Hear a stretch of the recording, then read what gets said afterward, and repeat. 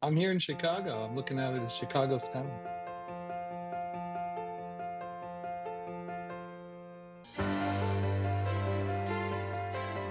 Morning glory and evening grace, America. I'm Hugh Hewitt. Welcome to the second hour of today's program. I'm joined by Haviv Rettig Gur, senior analyst for the Times of Israel, whose podcast, Ask Haviv Anything, is a must-listen-to podcast now. Haviv, I listened to your conversation in Norway with, I gather, a Gentile in front of a Jewish audience. I found it fascinating, and it happened before Belgium decided to sanction Israel for ongoing genocidal activities in Gaza. How would that have changed your presentation to the Norwegians, if at all? Because it was pretty stern as it was. I don't think it would have. There's such a. I'm now with the Free Press, and one of the things I love with the Free Press, the media organization in the United States, is that they tackle a lot of things that all kinds of different elites tell us are absolute truths, and then turn out to be false, and then these sort of sense-making elites move on to the next absolute truth that everybody has to abide by, and nobody checks it, nobody has a serious discussion about it. Journalists don't critique themselves. Instead, they do the opposite. They just sort of sign on and bash anybody who disagrees.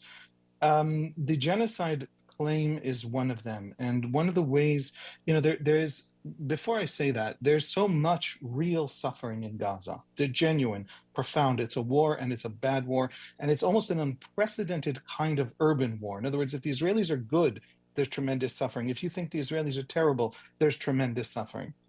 But it's not enough to try and gain sympathy for that suffering or to try and find a path out of it. The way that this genocide discourse is raised, the way that all of these arguments about Israel generally, not about what Israel does, but what Israel is and how it is innately an evil thing that has to be destroyed before the world can ever be at peace again with itself. All of that stuff is this wild, bigoted exaggeration. And the simple answer to your question is I would have completely ignored it. The Belgian stuff is in keeping with that. There's so much happening in the world that is far worse even than the Gaza war. I know that's hard to believe because all anybody is getting on their TikTok is the Gaza war, but there's somebody making sure that that's all you see on TikTok. That doesn't exonerate Israel. It just says you're living in an information space that is deliberately manipulated to produce certain outcomes. And so I don't, I'm here for a serious conversation with Palestinians about the suffering in Gaza and about Israeli misdeeds. But this stuff about now sanctioning Israel because of genocide, because of all this stuff that's just percolating in the zeitgeist, I don't take seriously. I want to come back to that into your comments in front of the Norwegian audience in just a moment, but I don't even know if the news has reached you yet that the Free Press is being acquired by CBS, which is the best media news I've heard in decades.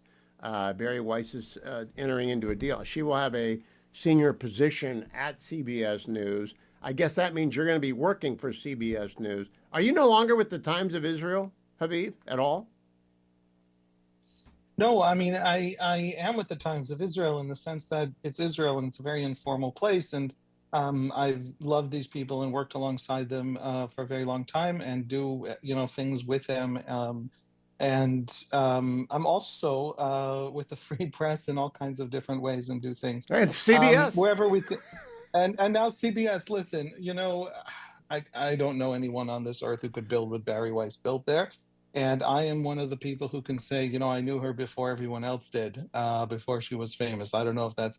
We were acquaintances and friends a while back. I was once in New York for a year because my wife was doing a law degree, and we ran in the same circles. And I have to tell you that the critique that you hear from a brilliant young person of the media landscape, and then 13 years later, they're getting bought out for $200 million by CBS. Pay attention to smart young people who tell you critiques of the world as it is. They might just change it. Uh, I'm pretty proud of my record on Barry Weiss and calling attention to her. The fact that she and I were at loggerheads when she was a young editorial assistant at the Wall Street Journal doesn't even faze me. She's brilliant, and I'm glad that the merry band of journalists that she has gathered there include you and Douglas Murray and many others. Back to the Norway piece. I heard you tell a Norwegian audience basically, I'm going to use the language of the law that maybe Rachel Gur would appreciate. You don't have standing to tell Israel anything. All of Europe's Jews are dead because people, your parents and your grandparents, either participated in or stood by, except for a tiny fraction of them, as Europe's Jews were exterminated. So why don't you all shut up? That's how I would phrase it, Haviv. That's how I heard it. Did I hear too much? Uh, I would I would say even more than that. Leave the Jews to the side for a Okay. second. Leave the Yeah. Jews to the side. Okay. I love talking about Jews. They're my people. I live among them. We spend all day talking about ourselves like any people, any small people that's relatively provincial. But I'll say more than that. Europe did the greatest evils, and I'm talking specifically about World War II, in the history of the world. Now, it has stiff competition. It has stiff competition from various peoples in Asia over the course of history. The Mongols killed so many people that there's some research paper that I once read about that you could see the death toll and the burning of cities in the carbon record of the archaeologists are unearthing. But nevertheless, recently Europe did these horrific things, and then Europe tells itself this story that it learned from the tragedy of the Holocaust, learned from the horrors of World War II, and became a liberal and moderate and deeply humanizing and kind and sweet place. And uh, here's where the Jewish perspective comes in. That's not how it felt to the Jews. If you're a Jew, you can't help noticing that the moment Europe stopped hating people and committing genocides was the moment there was nobody to commit genocide against. In other words, Europe totally homogenized. Europeans after the war, people forget, but after the war, Eastern Europe didn't want any more Germans, understandably, except that these are ethnic Germans who had never actually been German citizens and had been living in the places they were living in for centuries. And they were moved on forcibly, ethnically cleansed out of Eastern Europe into the state of Germany after World War II in their millions. Europe homogenized everywhere. It massacred and it moved forcibly everybody until it was almost entirely homogenous and then entered this period of tranquility. Now, Europe has, in the last 30 years, imported into itself a vast minority. And it has automatically, almost instantly, upended European politics and driven a kind of topsy turvy rise of far right and far left. And so, Europe never actually had Europe was never moral while having a minority to actually deal with. Now that there's a minority again, Europe's again being torn apart. So I deeply distrust their morality. And the feigning to having been moral for the last 70 years as a lesson of their own crimes isn't really true because their crimes were successful. They were successful. The Nazis lost the war to the Americans and to the Russians. That war they lost, but there was another war the Nazis were fighting, which was the war on European Jewry. And that war they won. They shattered, destroyed, and obliterated European Jewry. And the most you can say about the Jewish communities in Europe today is that they're trying to pick up some of the tiniest little threads, shreds, and pieces to rebuild something in Europe. So, no, Europe doesn't get to pretend to have been moral. Now that they have a minority, they're struggling again. Now, Proposition Haviv, the West has not turned against Israel. The left in the West has turned against Israel, and the left controls a few governments, like in the United Kingdom, where it's first past the poll and a very, it's not even 40% of the people elected the Starmer enormous majority in parliament. So the European left and the American left has turned against Israel per se, and some of it against Jews per se, anti Semitic, but not the world. I don't believe the world's there. Do you think that message gets through at all to Israel? Well, Israelis really are provincial. They speak Hebrew, they talk amongst themselves, they don't listen so much to what's happening around the world about them. Yeah, I'm not going to name other nations because they'll get insulted for no reason. But the point is, like any small people with its own distinct language and culture, they're very focused on themselves. And so when Israelis, in as much as they think about the world, they assume anti-Semitism, and they assume anti-Semitism because the anti-Semitism makes all the news. So if all you know of America is what you see on TV, you got to assume that every town and village and city in America is struggling with trans issues as its primary issue, and not parking in New York City. The Israelis watch the world from TV, where anti-Semitism looms very, very large, and violence and brutality and insane politics and marches in the streets. In some places, that cartoonish news-created version is not far from reality. For example, in the streets of London. But in most places, it is far from reality, and so I think Israelis don't understand that.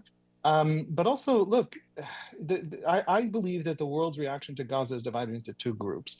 One group are the deep, hard ideological activists and the state parties that back them, including, by the way, the Chinese Communist Party that drives the TikTok algorithm to favor Gaza images tenfold over, for example, Instagram. And that is radicalizing the young people of the West. And it's radicalizing them against Israel, but only as an avatar for radicalizing them against the West, which is why people like the Chinese government are interested in this.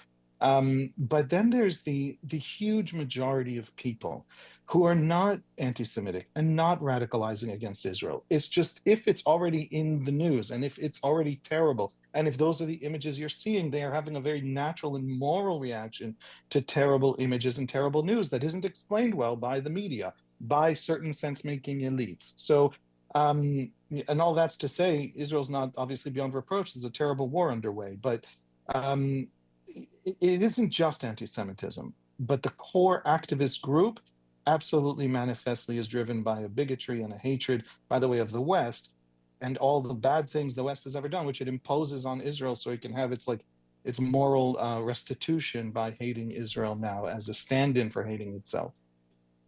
The That was phrase complicated. Sorry.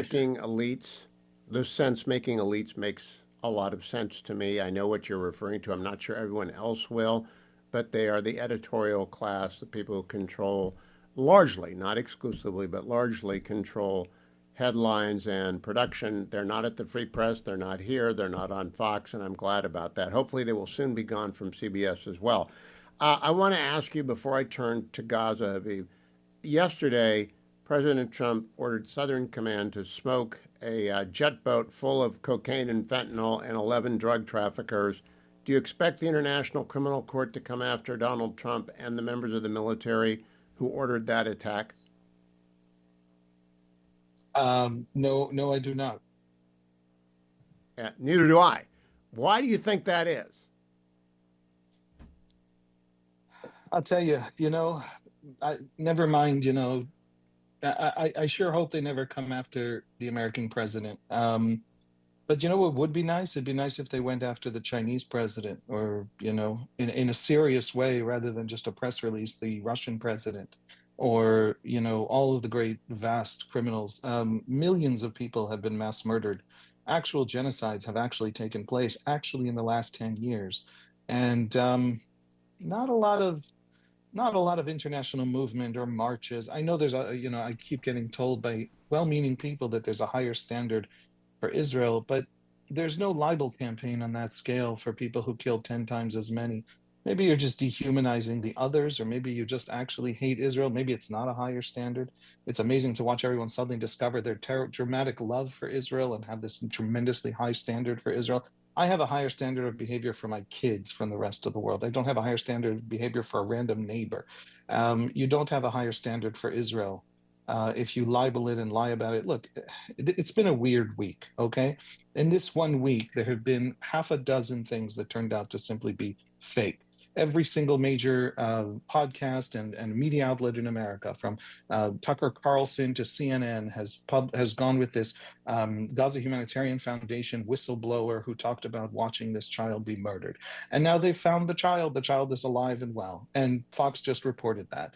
And that's weird. Now I'm waiting for CNN to come out with oh my God, maybe this guy is a raving lunatic liar that we all of us everywhere platformed because it fits our pre-existing beliefs without fact-checking a single thing. We had the International Association of Genocide Scholars that we just discovered of its 600 or 800 members, 10% are Iraqis who joined randomly, and we don't know who they are. And it turns out you can join for $125 fee, and you don't have to be a scholar or know anything about genocide. And over the last day and a half, some I don't know, pro-Israel activists have just been joining with random silly names, and so they're now a whole The bunch of Emperor members of the International Palpatine Association. joined. Yes, Emperor it's Palpatine a joined. hilarious exposure of a front But group. when But what's not right, but when they hilarious is what they're. released Yeah, that's exactly. not hilarious. No, what they released a statement that said that was signed by 100 of their members. We don't know who most of those 100 are, and they released and the argument in the statement, the way that the statement was presented in the Washington Post, for example, was that this was now the consensus of genocide scholars. And it turns out it's a random organization anybody can join at any moment. And this was something that the Free Press ran with. And I don't know who else would have run with first. In other words, they came out with this and really took it down first. So one thing after another. Here's the thing: Gazans are suffering. You could report on their actual suffering. We have tremendous data. I have reported personally on Gazan suffering, and that's enough to build sympathy for Gazans. But the system as a whole, and I mean the entirety of elite academia, by the way, is the other half of the sense-making elites, and they're also in on this. But almost the entirety of the sense-making elites of the West are lying anyway. They go into these solipsistic spirals of just lies that, and then suddenly you start to think, well, why was it a conspiracy theory to talk about the Wuhan lab leak? Why was it a conspiracy theory to talk about Hunter Biden's laptop? I know that I'm treading dangerously into American domestic politics. I don't want to go there. I think this is something that on occasion conservatives have done as well, but this is over on the sort of elite liberal side is constant. It's a constant one thing after another, where when you talk about, is this correct? Have we fact checked this? Do we actually know this? Your career is jeopardized, or you're mocked, or you're called a conspiracy theorist. Why do they lie when there's no need to lie? You could get tremendous sympathy for Gazans without lying, but they nevertheless, those emaciated kids who look that way on the front page of the New York Times, seen by hundreds of millions of people and billions of social media impressions, that didn't look that way because of hunger. Why are the And lies constant even when they don't have to lie? That's something I don't understand, truly.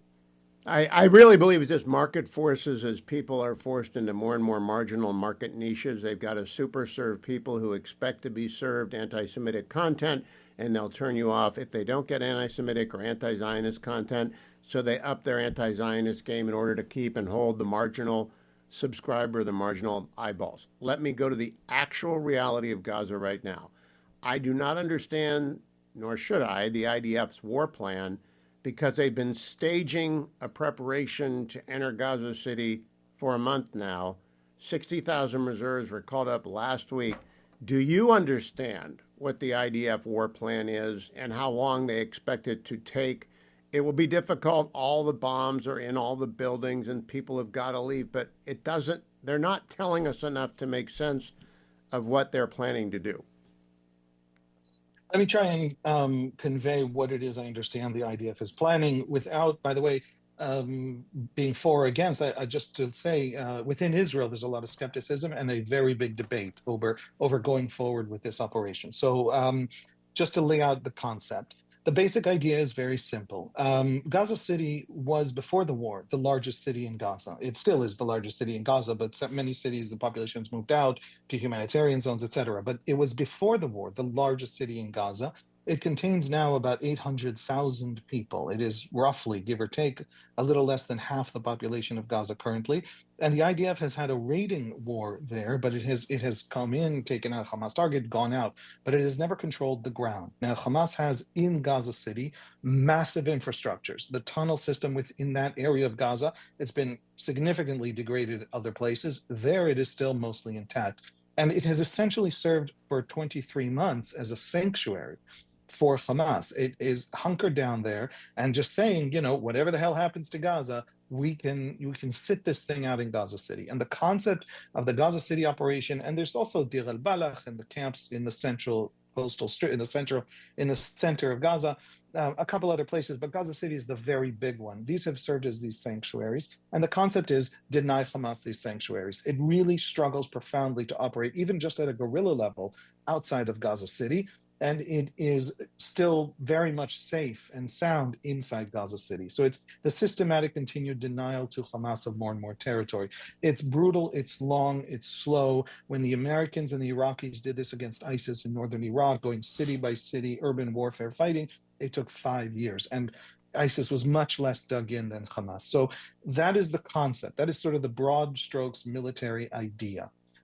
What is the actual strategy? A lot of detonating of tunnels, a lot of demolishing of buildings. Buildings, because Israel announces before it goes into a place, it never doesn't encounter massively, entrapped, with IEDs and stuff, buildings that it enters. Finding those tunnels, detonating those tunnels. A detonation of a tunnel means the destruction of the street that it goes under. And so it's basically a kind of demolition war to catch those Hamas infrastructures and destroy them.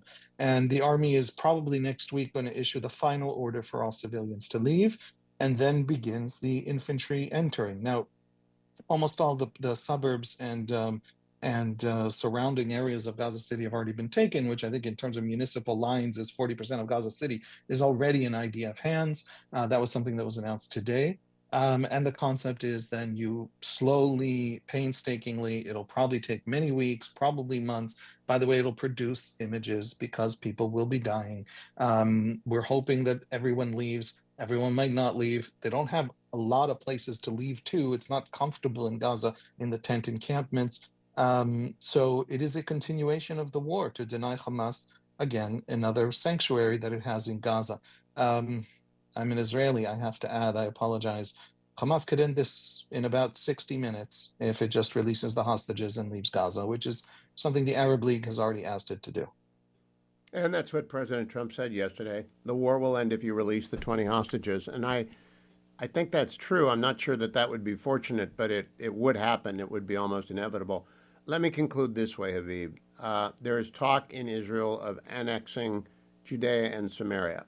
I'm not sure if that means annexing the entire West Bank. I'm going to let you tell me what it means when parties in Israel propose annexing Judea and Samaria, and I suppose it depends on which party. But what's the mainstream understanding of that, and do you support that? Yeah, for Israelis, it's all about the details. The West Bank looks like a thing, like a unit outside, but when you live in Israel, the West Bank is many different things. So, for example, the Jewish quarter of the Old City, because the Jordanians controlled it at the 1949 ceasefire moment of the signing of the ceasefire, it counts as the West Bank. In other words, it counts as a settlement if you build if Israelis live in the Jewish quarter of the Old City. Um, no Israeli thinks that the Western Wall, the holiest place the Jews can pray at, or the Jewish quarter of the Old City is the West Bank. And I mean, the far left progressive Jews don't think that that belongs to the Palestinians and counts as the West Bank, and that is annexed by Israeli law, and everybody's happy with that.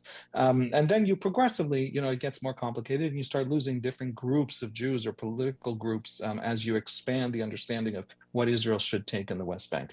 My own view is that a very great deal of the settlements and settlers, Israelis who live in various parts of Judea and Samaria, which is the name of the territory in Hebrew. West Bank is the Jordanian name. Jordan's on the east bank of the river. This is the West Bank part controlled by Jordan after 49.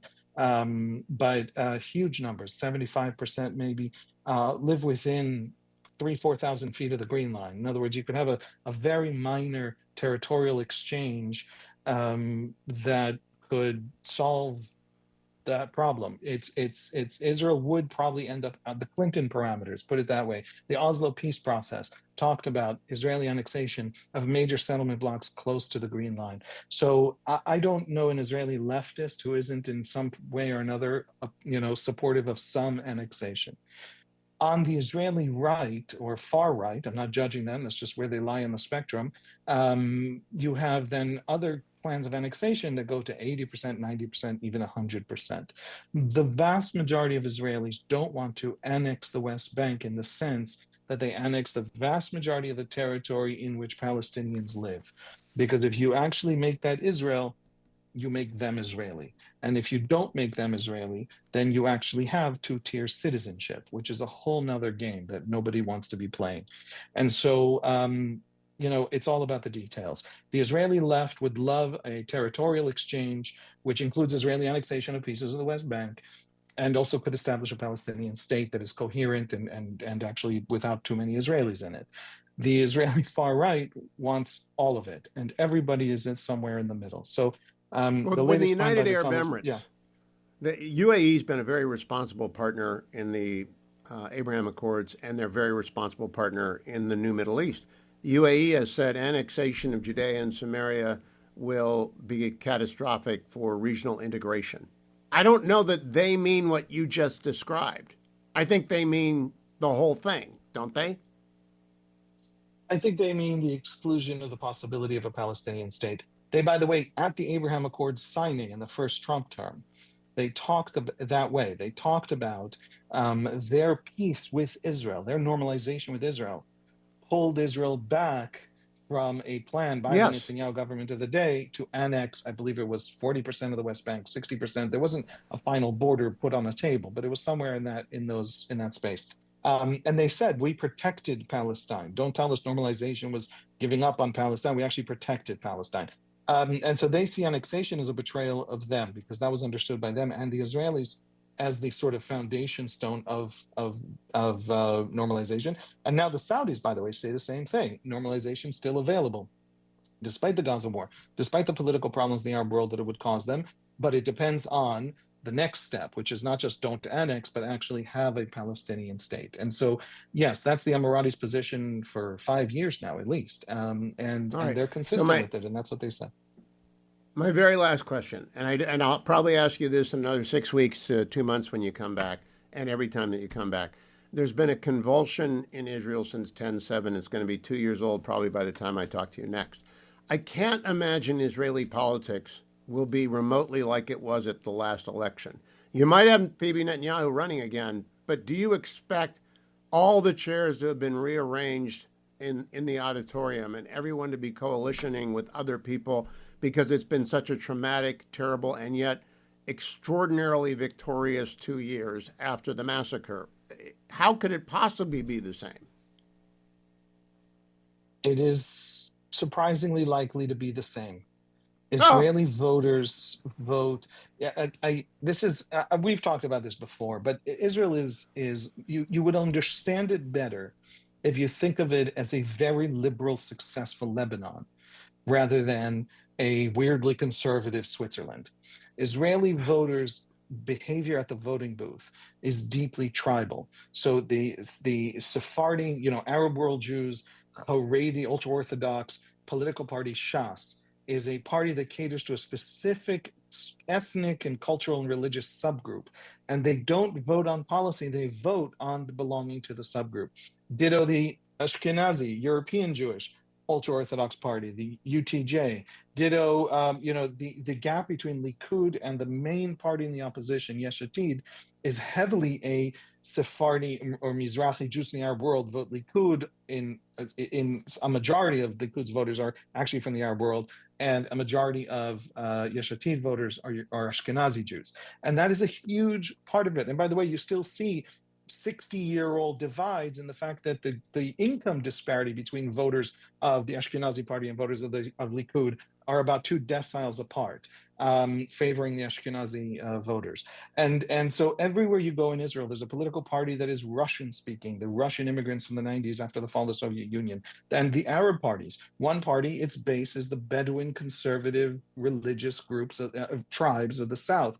Another party are the urban elite, progressive, some of them even communist Arab elites of Haifa and the cities of the north. And they're two different parties. And it's not, again, they don't debate policy, they debate tribe. That's exactly how Lebanon works. That's exactly how Iraqi elections, when they work, that's how they work. And so Netanyahu's tribe will continue to vote for him. And by the way, October 7 shattered his polling numbers. His own people didn't want him anymore. He's had a few successes since then that are big enough to build a campaign on. And oh, that's what he's Iran. betting on. Yeah. Now I'm going to close with a comment, not a question. I listened to the podcast and was amazed that for a period of time after the army, you were Natan Sharansky's bodyguard. It was the honor of my life, and I tell this to people all the time, to share a stage with him at the Reagan Library a decade ago.